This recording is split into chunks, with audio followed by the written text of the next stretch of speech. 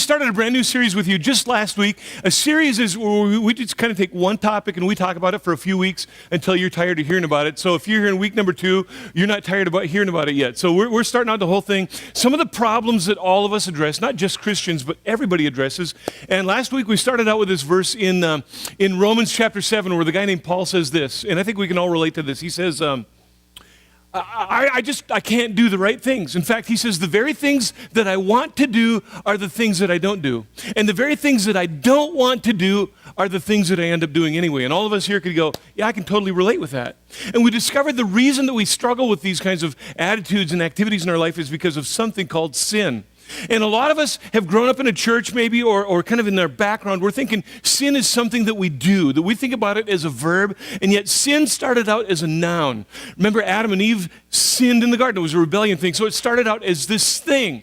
Sin was a thing, but it evolved into a verb. And one of the reasons we have so many problems in our life is because of this sin thing. We're just born with it. All of us have it. You look at a little baby, the little baby looks innocent, looks beautiful, looks all this kind of stuff. But eventually, around age 2, something comes into that child. It's just called sin. It's just right there, isn't it? We don't have to teach how to sin. That little baby knows how to sin. We also learned from Paul last week that while Jesus was hanging on the cross, all of us in this room, we're just out sinning our brains out. We're just doing our own thing. We're living our own life. We are sinning our brains out. We're just sinning as hard as we can. And while we are sinning, Jesus is dying. And that's just the Jesus that we live in. So the reason that he was dying is because he wanted to build relationship with you and with me. And so he would offer to us forgiveness. It's just amazing that he would offer to us forgiveness when we didn't deserve it. And when you offer somebody forgiveness when they don't deserve it, that's called grace. All of us love grace. We hope people are gracious with us. We want God to be gracious with us. We need grace. But even this thing called grace in the church, we struggle with grace. I think we have a problem with grace. If you're watching online or watching at home today, one of the reasons that you might not go to church is because the church has not really done well with this thing called grace. And we're going to kind of camp out in 2 different camps today. We're just going to go 2 different directions. Either we don't receive grace, understand grace, or accept grace, or we tend to just walk all over it. And maybe one of the reasons people don't come to church, maybe you avoid church, you don't like church, maybe one of the reasons is because the people that are always in church who call themselves a Christian have learned how to leverage grace, to abuse grace a little bit. And when this happens, they become graceless people. Maybe one of the other people that you can identify with is people that feel like they don't deserve grace because they have done so much wrong in their life.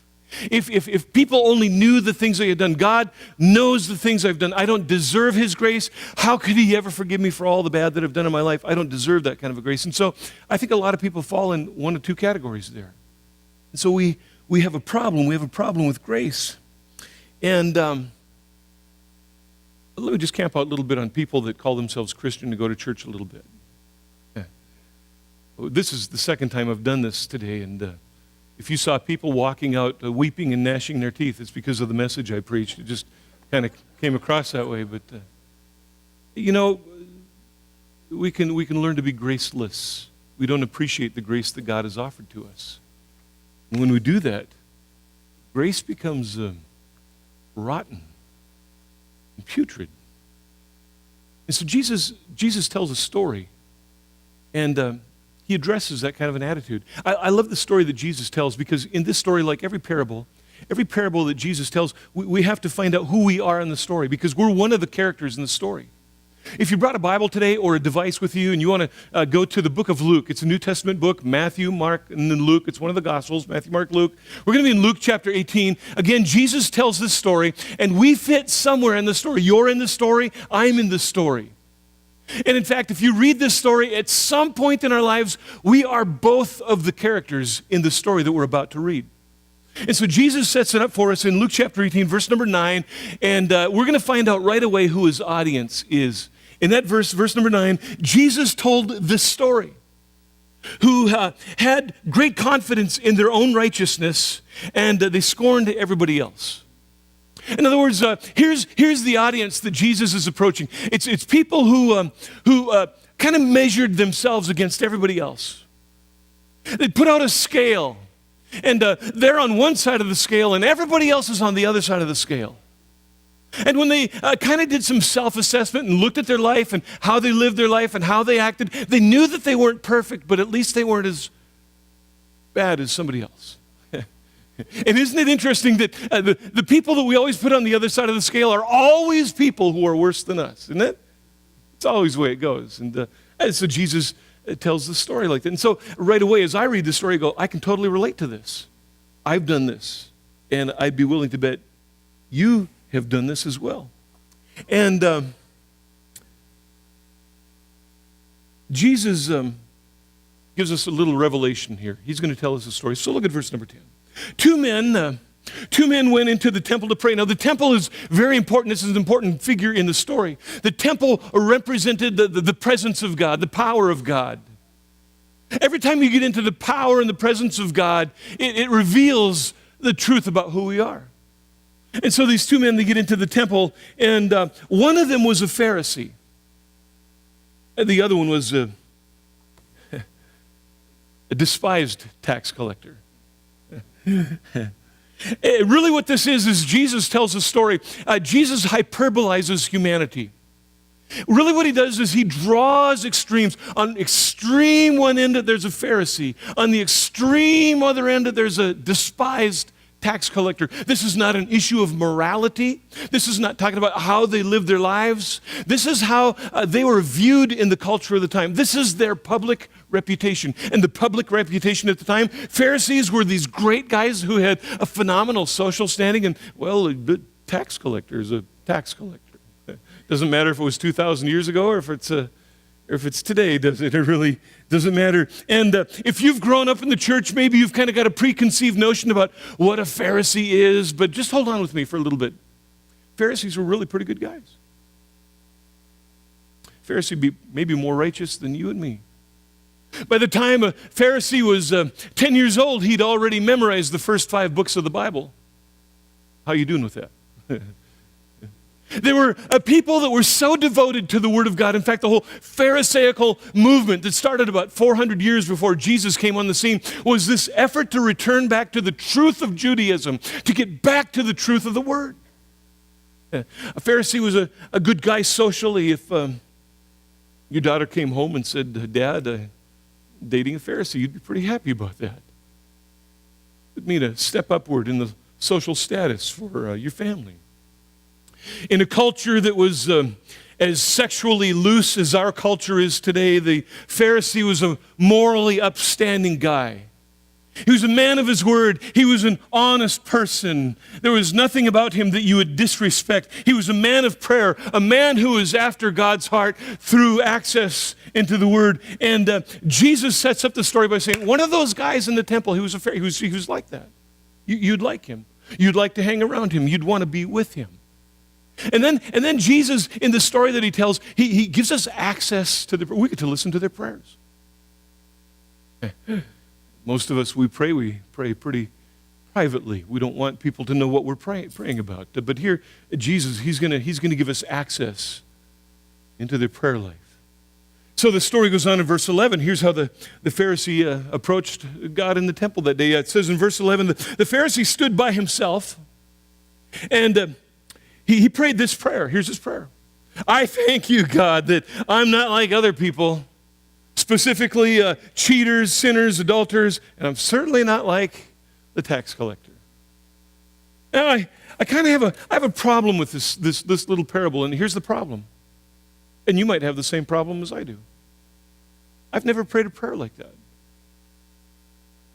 I don't remember ever praying a prayer saying, I'm thankful that I'm not like the people who don't go to church on Sunday. And I don't think you've prayed that kind of a prayer either. But here's what can happen. Here's what can happen. We can become like the Pharisee in attitude. And we don't pray prayers like this, but we think thoughts like this. It happens to all of us. If you come into a relationship with Jesus Christ, the day you accept Jesus, you're so thankful for his grace. You're so glad that you found forgiveness. You're so glad that the past is in the past. As far as the east is from the west, you see, just removed all those transgressions. You're so glad for that. But every time you tell your story, subsequently, from that point on, the past gets blacker and blacker. You start to talk about the sins as if they were bigger than they ever were. And then as that happens, you talk about yourself in a better light than you actually are. And then everybody else who's never experienced the grace that you experienced, well, they're just kind of a second-tier, second-class citizen. And so essentially what happens is churches can become full of people that have abused grace, and grace has become putrefied and rotten. And you know what we love to do? We love to stand inside the church and pitch our rocks over the walls of the church at the people who aren't in church and think about how bad they are and how undeserving they are and how good we are. And that's exactly what happened to the Pharisee, and it can happen to any one of us. And notice the comparison. I love this. Just notice the comparison. The comparison here isn't with God. It isn't even with himself. The comparison was with other people who are not like this man. In fact, maybe you're a Christian and at one point you were so thankful for the grace of God, but the grace of God has been trampled upon by you. In fact, here's what can happen. We're all candidates for this, that the grace of God eventually becomes this thing that we just use to its permission to go do what we want to do because God loves me so much. I mean, think of the music that's pervasive in Christianity today. It's all about the love of God and the grace of God and the grace of God and the love of God, but it never talks about the judgment of God or the consequences of our actions. And it can happen to all of us that we get to that point, and when we think like this, grace becomes so putrid, and we have a wrong assessment of ourselves. It's kind of like the young lady that came into the pastor's office one day, and she said, "Pastor, I've got a sin that I need to confess to you. I just got to get beyond this sin. There's just something I'm wrestling with, and it happens Sunday by Sunday, and I've got to confess this to you." And the pastor said, "Well, just have a seat, and let's talk about this." She said, "Well, here's my sin. Every Sunday that I'm in church, I can't concentrate on the singing, I can't concentrate on the announcements or the preaching because all I do is look around at all the other women in the church and think about how pretty I am. In fact, I'm the prettiest girl in the whole church. And I know it's a sin and I got to get over this sin." And the pastor smiled and he says, "Well, it's not really a sin, it's just not the truth."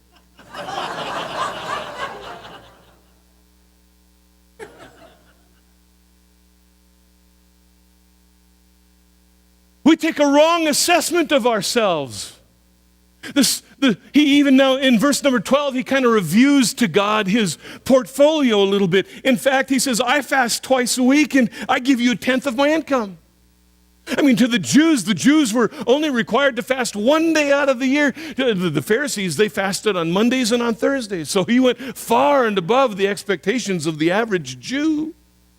And he gave 10% to the church. Wouldn't it be great if you did that too? I figured if you're laughing, you might as well laugh a little more. And as I read that verse, I thought, how could God fill him with anything? Because he was so full of himself. In fact, I think this guy was so full of himself, he was void of grace. He was void of grace from God, and he was void of grace for other people. And this happens. This is why so many people outside the church get turned off with people inside the church. Because when they come and meet people inside the church, they have met people that have become graceless because grace has become putrefied and rotten. They no longer appreciate what Jesus has done for them. They start to pile up their own achievements, their own accomplishments, the things they have acquired and accomplished and done for the church. And it's just not a right assessment. The other person in the story, he's a tax collector. I tried to think of somebody in our culture today that would evoke a visceral reaction as the listeners of Jesus did that day when he said a despised tax collector. A tax collector.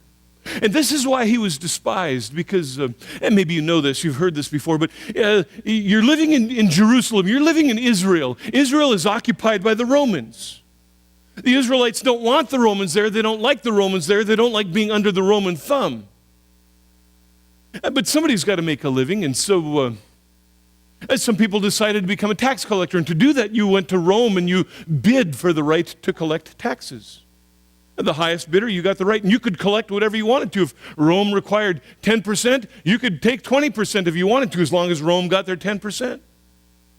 So tax collectors had that kind of a reputation, and this is a despised tax collector. And what you were seen as is a betrayer of your own country. How could you betray us and go work for the enemy and collect money for them? So there was a visceral reaction, this emotional reaction to the fact that Jesus threw this tax collector in there. They didn't like tax collectors. In fact, the Roman historian Tacitus, he says that there was one city in Israel at the time when a lot of this was written. He was a tax collector, and he was such an honest tax collector, they decided to erect a monument in his honor. They'd never met a tax collector like that. And now we get to listen to the tax collector's prayer. Verse number 13, the tax collector, though, he didn't get as close as he could to where the priests ministered. No, he stood at a distance. And he dared not even lift his eyes to heaven. And here's his prayer. He beat his chest, as was common in sorrow in those days to the Orient culture. Oh, God.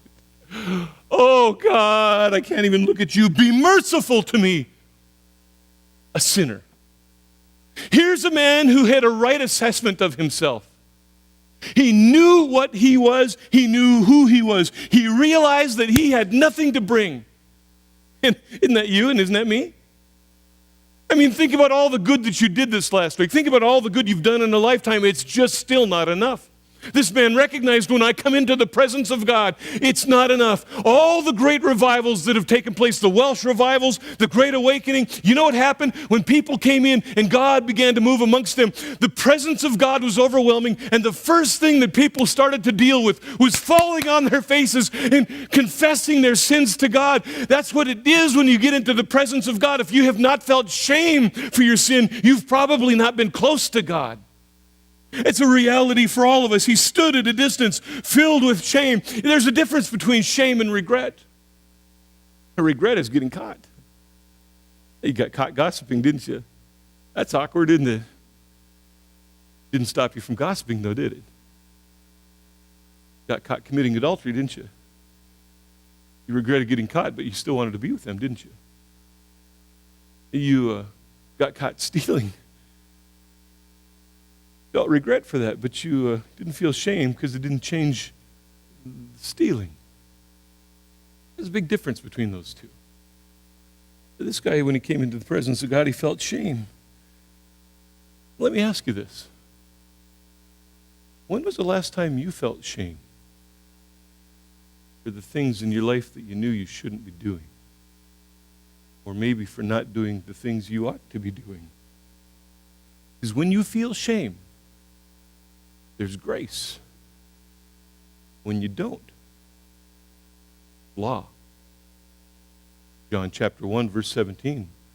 John said that the law came through Moses, but grace and truth came through Jesus. People who are remorseful, they experience grace. People who are filled with pride experience law. And what revealed about the truth in these two men, for both of them, it was their proximity to God.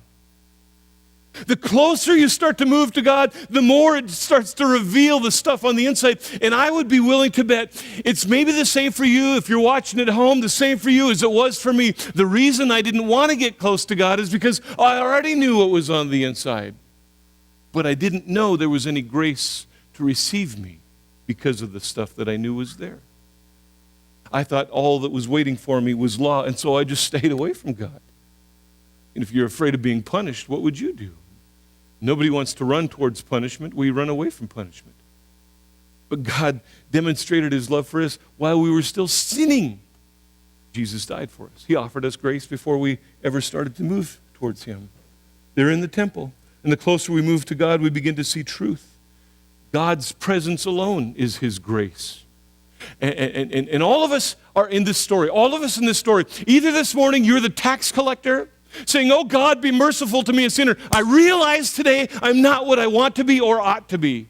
Or you're on the other side saying, I'm so glad that I'm not like the people that were reveling in all their stuff last night and the night before.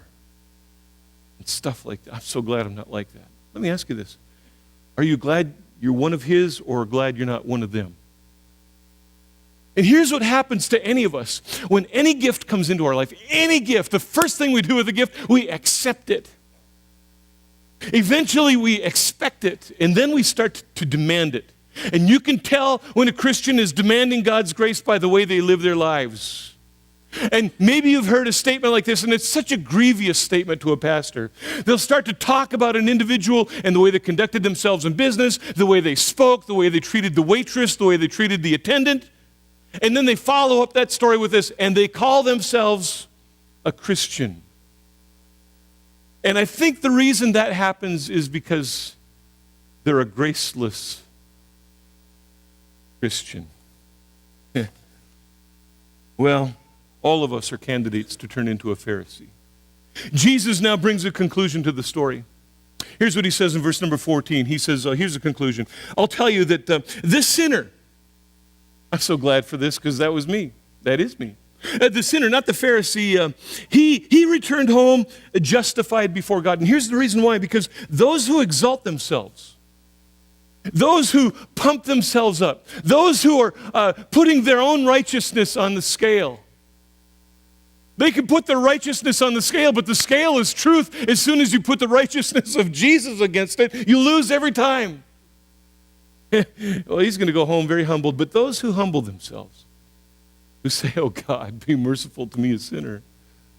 And guess what? Jesus then lifts them up out of the mire and all the garbage of life and goes, I'm so glad you're home. That's what he does. And Paul puts it like this in Ephesians chapter 2, verse number 8.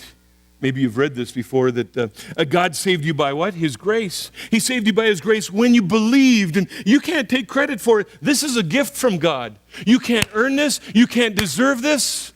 You can't do stuff to get it. You can't buy it. It's not about good works. It's not about being a good person. This is not a moral thing. This is about a faith thing. This is just turning to God and say, God, I need the gift.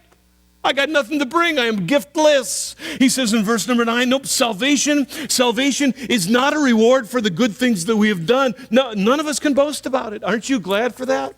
I'm so glad for that. Because if that was the case, I would have nothing to boast about, but I can boast today and say, you know what Jesus did for me? He unlocked the chain and set me free. I didn't deserve it, but I just reached out to him, and that's exactly what he did for me. And some of us know grace so well that we turn into Pharisees. Let me talk for the other side for just a moment, and then we're almost done.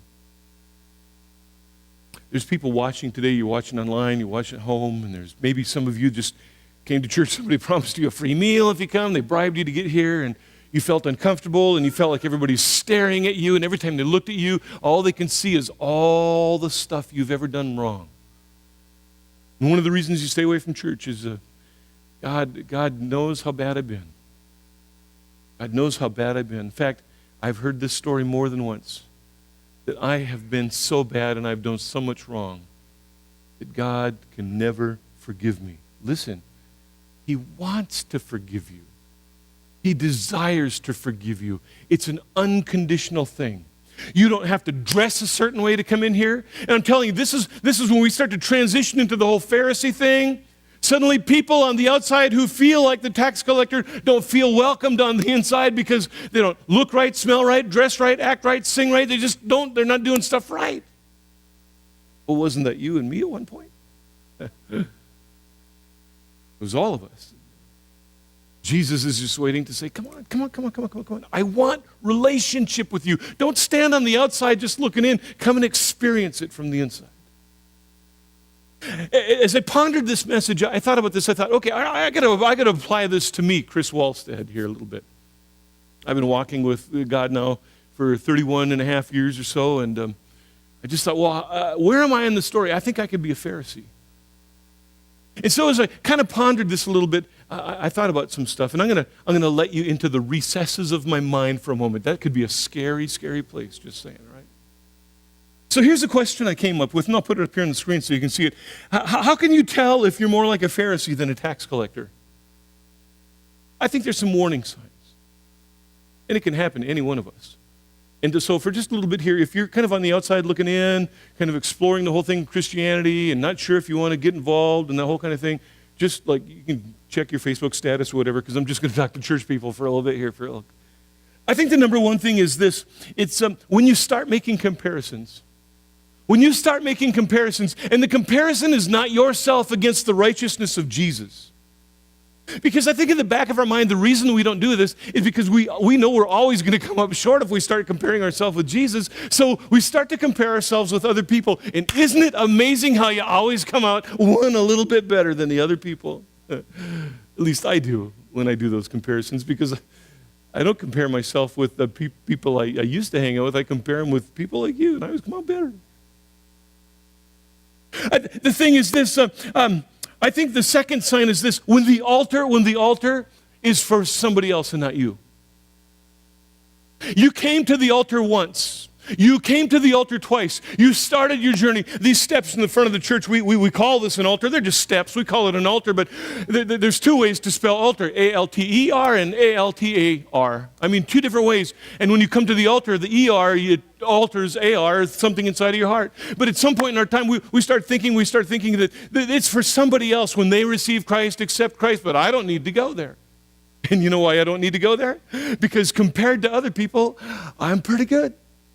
Don't need to go there. The third thing is this. You can tell you're a Pharisee when you're no longer a tax collector. The tax collector says, God, be merciful to me, a sinner. It's just humility, honesty, and just being real in the presence of God. That's where it is.